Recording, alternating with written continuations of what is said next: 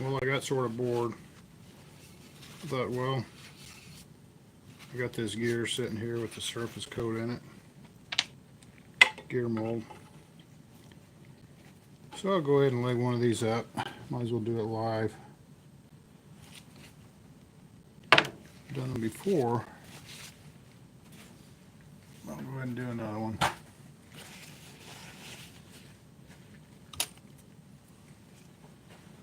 One of the things I've been doing, I've been taking these acid brushes and cleaning them with this acetone. I think that I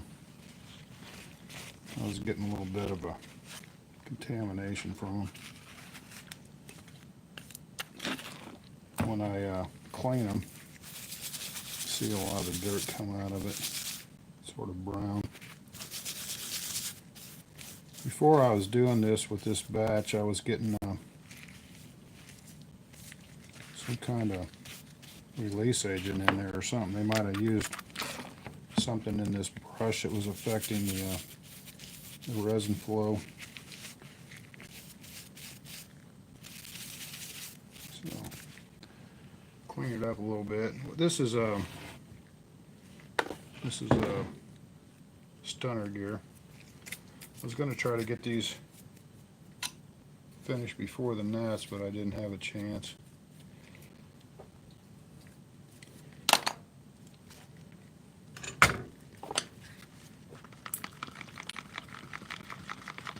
This is HTR 250. It's got a 106.3 in it for a curing agent. It's a high temp.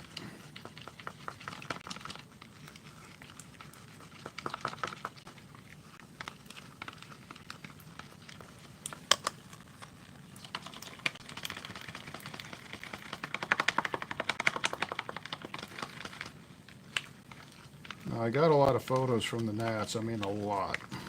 I'm going through them. I'll try to put more on the Smug Mug site, and then I also have to do some videos. Got a lot of videos I really don't know what to do with. You know, there's a little of this and a little of that. You make shorts, but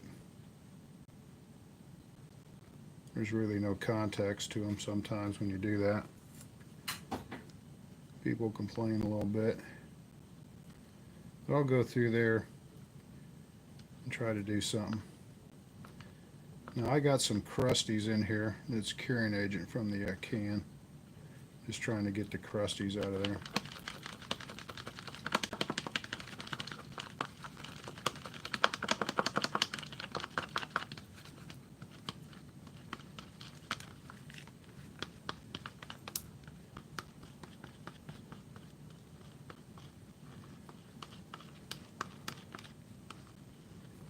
So what I like to do with the gear, I like to go ahead and wet the carbon out before it goes in the mold. As much as possible. It's easier. I've got 48K sitting here, 48,000 toe. And I think I've got 7 strands of it right here. And I wet it out on the paper. Speeds things up a little bit.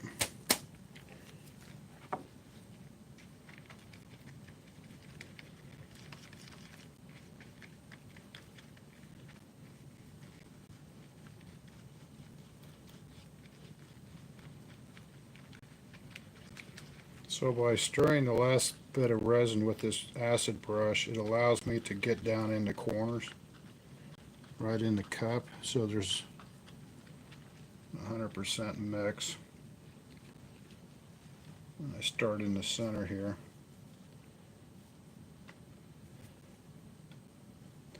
I'm pretty liberal because I can always squeegee it out.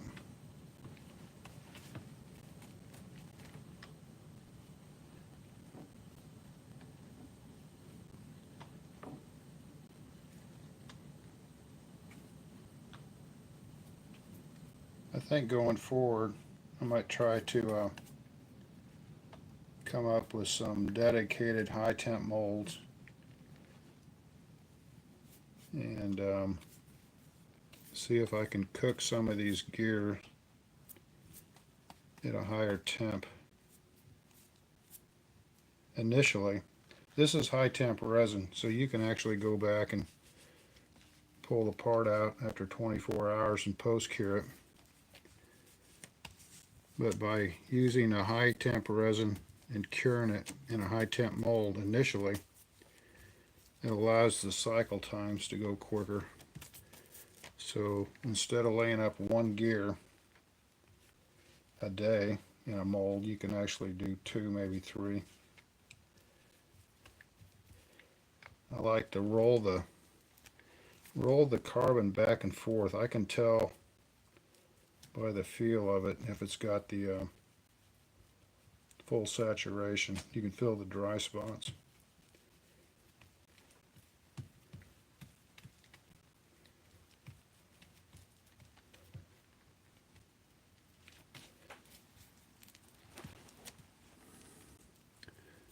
So it's pretty good meeting everybody at the Nats. I enjoyed going up there. Felt guilty because I wasn't doing anything, but I sure had a good time. We hung out a lot. I took a lot of photos.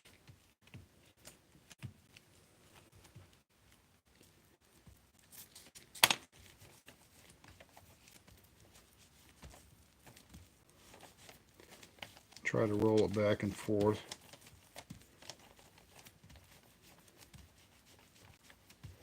So I can feel like this area here is still a little dry.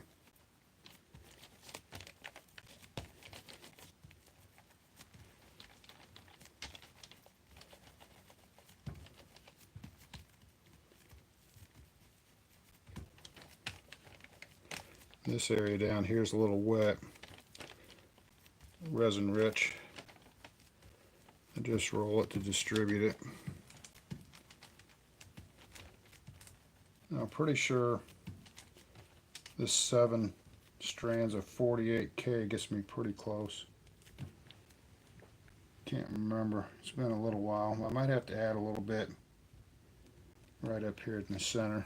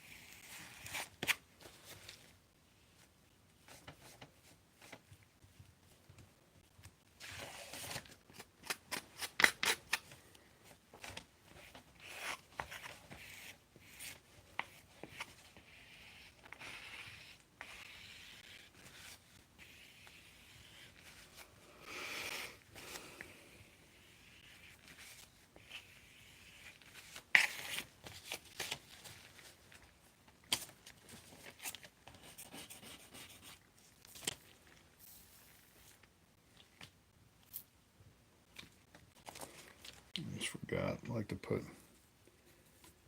a little bit of resin in there. Just enough to wet the surface coat out.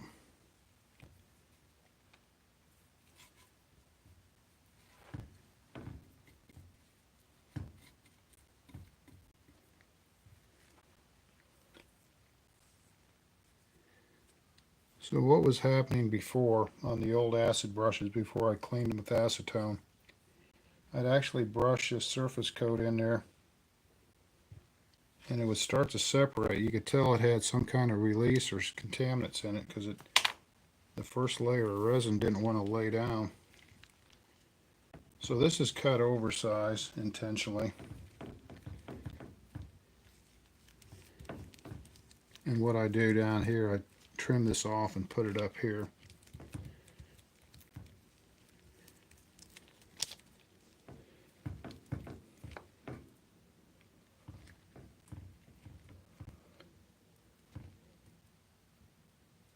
So even though you stirred the resin and you probably acquired some air bubbles, this is your chance to actually clean the air bubbles out.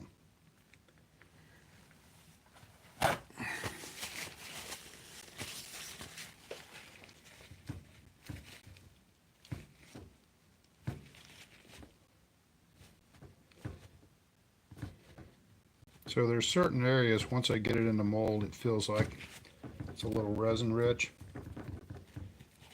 And I go ahead and sop it up. Not going to get too much. You get enough out of it to make a difference.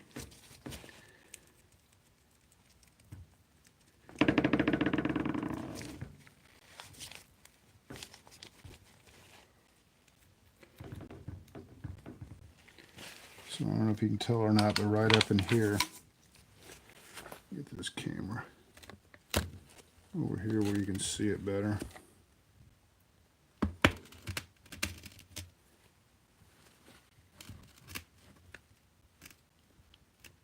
It's a little bit better maybe. Right in here. That's where it's a little lacking.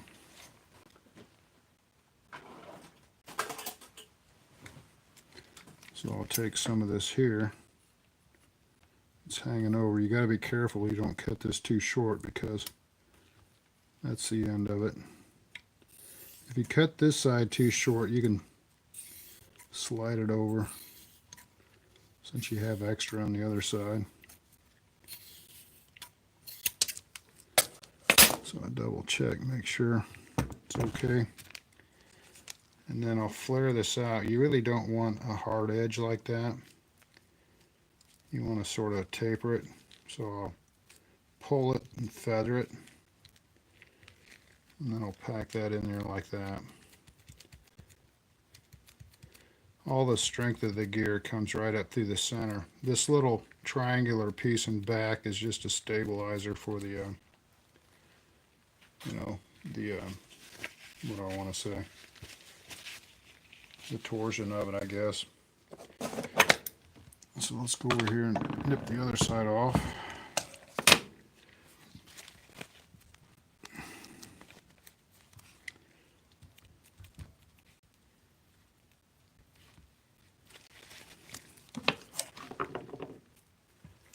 So let's see, I've got about 30 grams of resin. That's what I mixed up. I like to have extra resin. I don't want to cut it too close. So that looks good there. And I'll go back here and do the same thing, feather this out a little bit.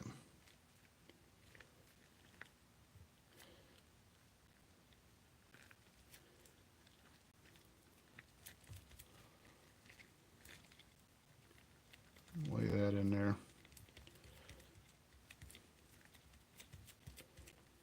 You can also do some chop in there. Adds, a little bit of strength. Ideally,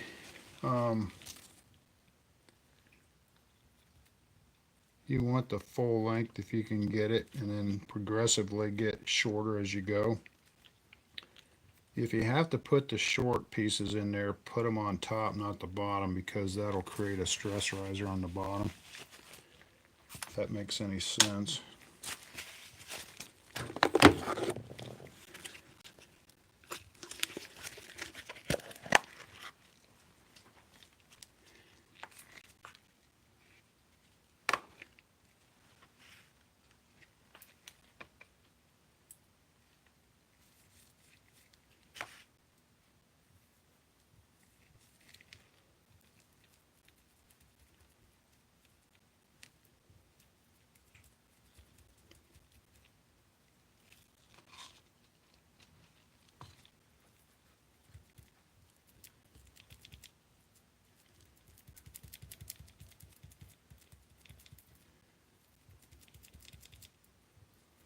Now if you notice, if you're looking at this part of the mold, the top, it's got a surface coat in there, and that's just to make it look pretty.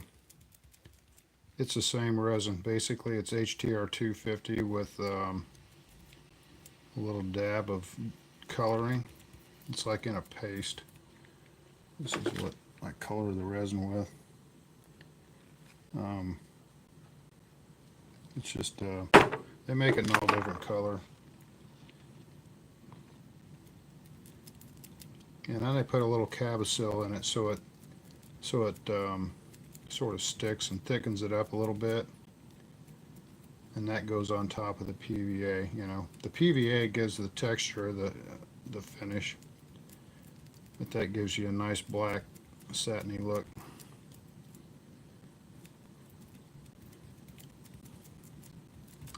So this looks really good here. Before you close the mold, what you want to do, see how it's sort of splayed out. You want to come in here and you want to make sure it's poked down in there on the corners, and you want it sort of humped up. So when the mold closes, this sharp part encapsulates the toe. You don't want this sharp part of the mold to push on the toe and split it. So you want it to where it's pushing together. Now, right in here, it looks like a little bit, looks like a little dry in there, a little void. So I just take the toe, and I'll just snip me off a couple pieces here. Let's see, I'll go one here, and then I'll go a little bit shorter. With this mold, I've got to really work out exactly the ingredients. I got to write it down so that way I can remember the exact length of all the toe. Saves time, plus it's repeatable. So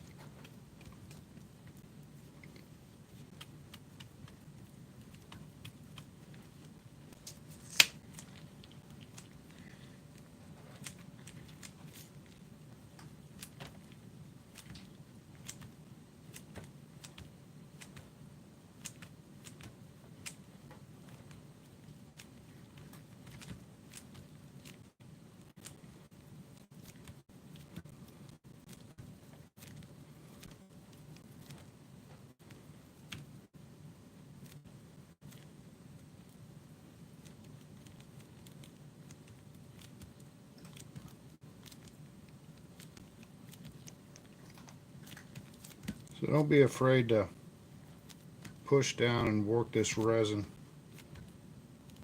This HTR 250 resin has probably got the viscosity of a West Systems maybe. It works a little bit different as far as the kick time, but the properties are about the same as far as the workability. Now I did make a RC gear out of West Systems for a little fun fly. It's a little electric. It's a real small, light airplane. And I used West Systems on it, and it worked out just fine. Something like a stunner, I'd be afraid to actually go with anything but high temp.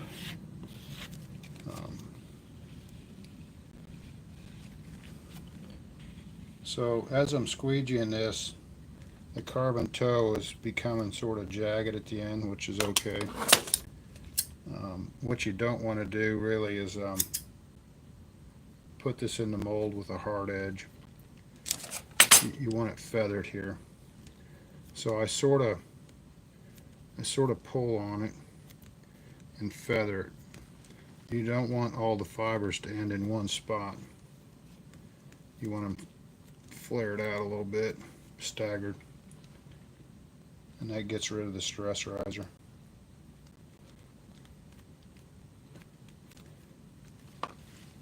Just little things. But it's sort of like a leaf spring in a way, I guess, you know. You're laying this thing up sort of like a leaf spring. Shorter ones on top.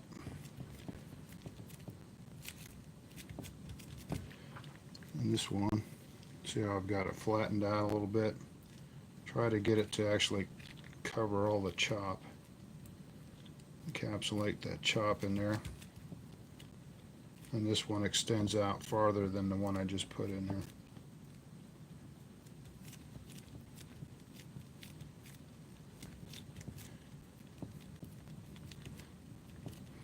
So in the center, it seems, you know, it's seems a little proud. So I'll sop up a little bit more resin in the center.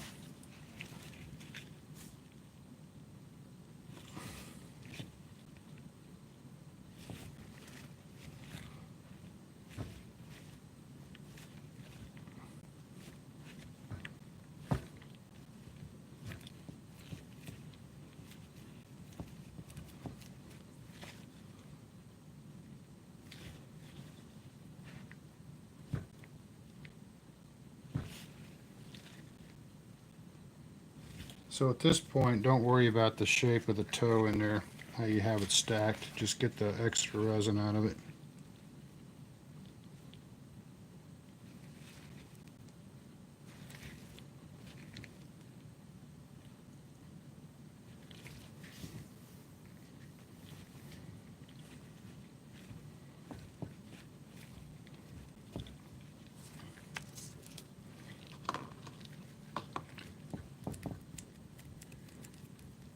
And now I'll add just a little bit more on the top. I tried to suck as much resin out of it as I could.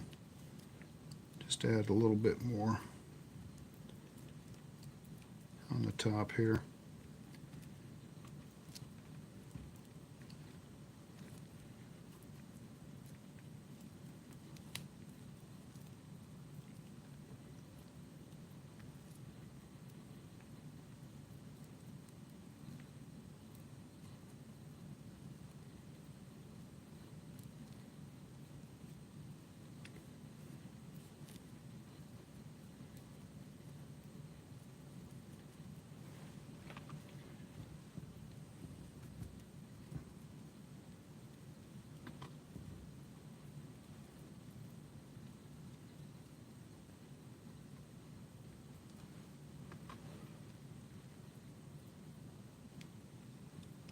Trying to work a little bit of extra resin right down the edge so I don't get any voids at the edge.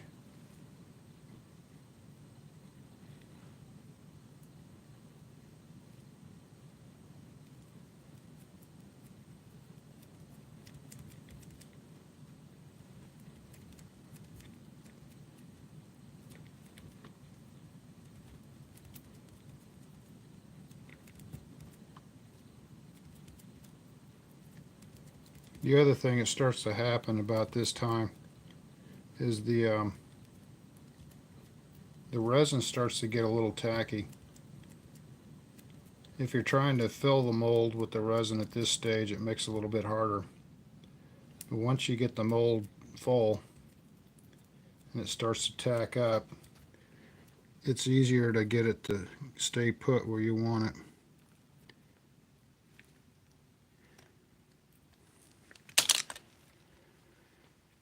So at this point, I'm going to go in here with my dull screwdriver, try to create a little edge or trough. That's where that sharp edge is going to go.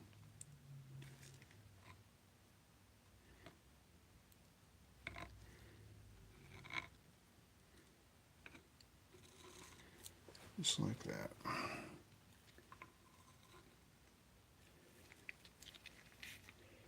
So this little edge here basically keeps the toe from washing out of the mold. It keeps it in compression in the mold.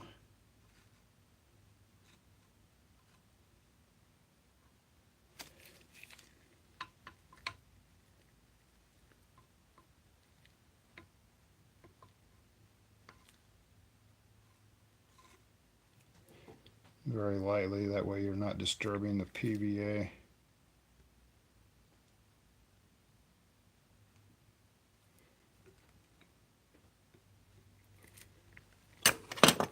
It's about as good as it's going to get right there. And here's one last coat.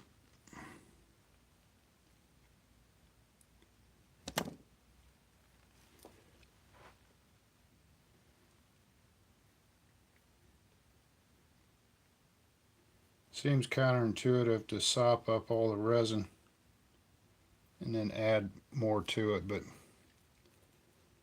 by doing this I get better parts.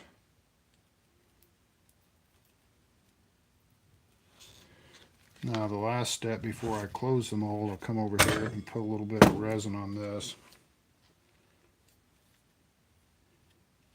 That just allows the mold to close easier. Allows it to slide together.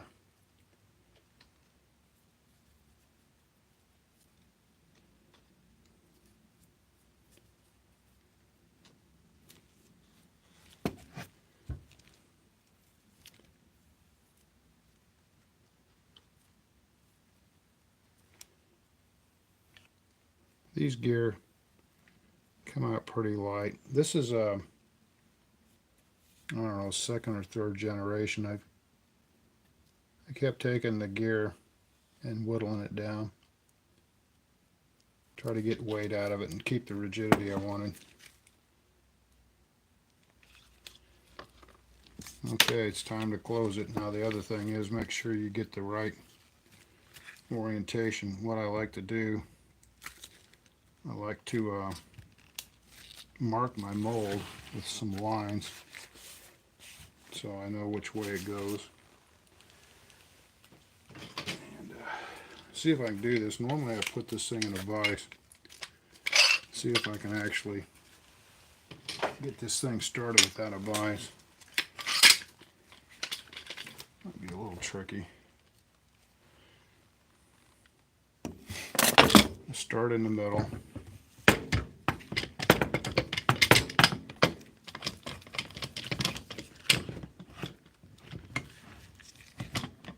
Just about right in there. Not in the middle, but close to the middle.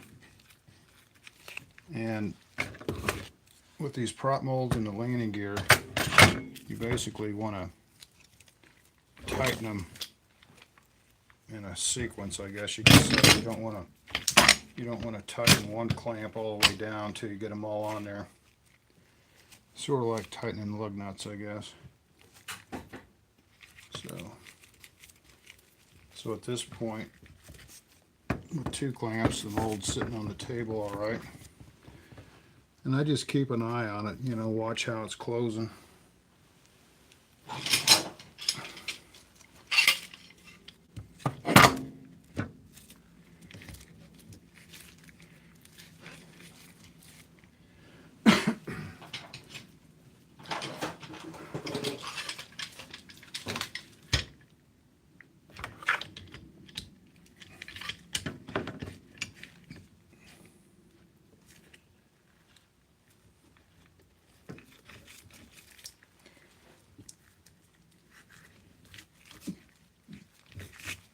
And you can actually see and hear, you know, the resin running out.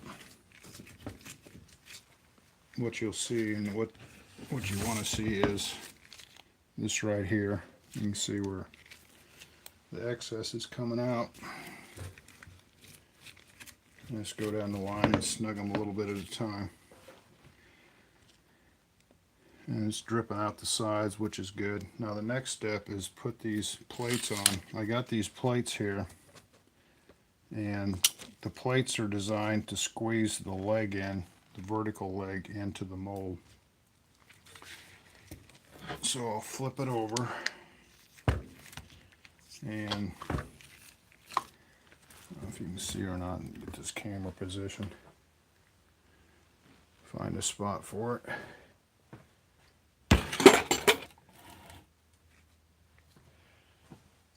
So it's sort of back to the paper towel. You're looking at a lot of resin oozing out.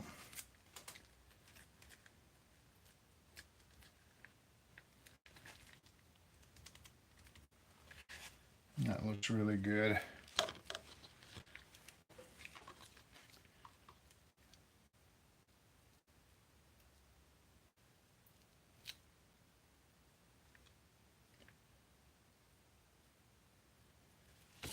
I'll flip it over and check the other side. These things get heavy, sort of hard to handle. This one might need to be trimmed a little bit.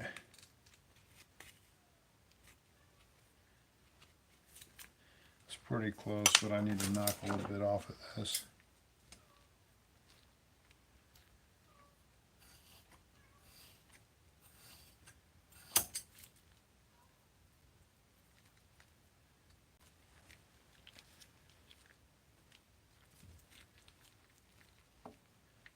Don't be afraid to pull it up a little bit to trim it.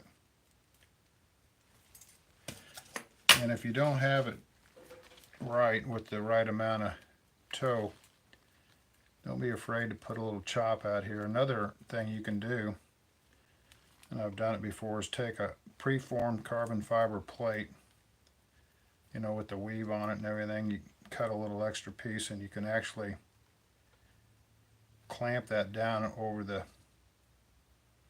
end here, and that actually gives you a little bit more split resistance on the gear here. So that's about as good as that's going to get. So the next step, just flip it over. See if I can get this thing to sit there.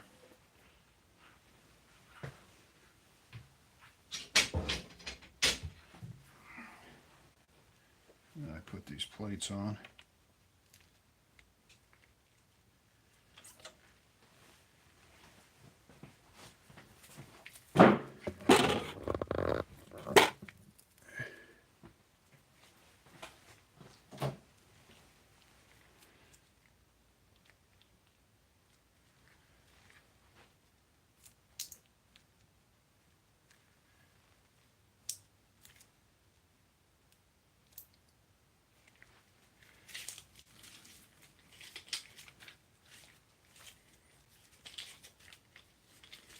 Now once you get this clamp on, now you're talking some weight.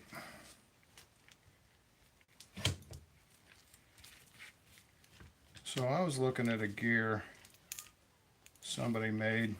It wasn't mine, but it was sort of the same configuration. And you can tell when they made it, they didn't have the end plates. It was all one two-piece mold instead of like a 4. So I clamped this pretty tight right off the bat. Get that tight. Now I'm going to set it on the floor real quick. I'm going to finish tightening these clamps on the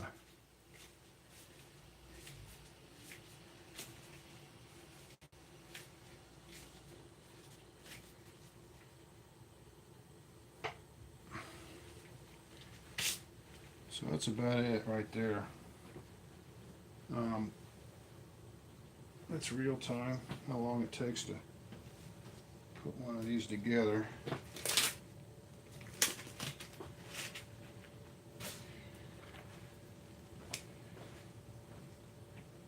Let's get a look at it. This is where I'll leave it until the morning. And then I'll throw it in the warming box there.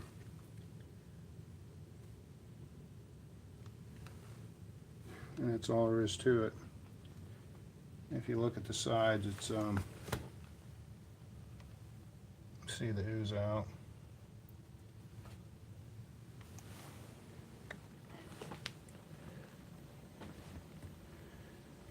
So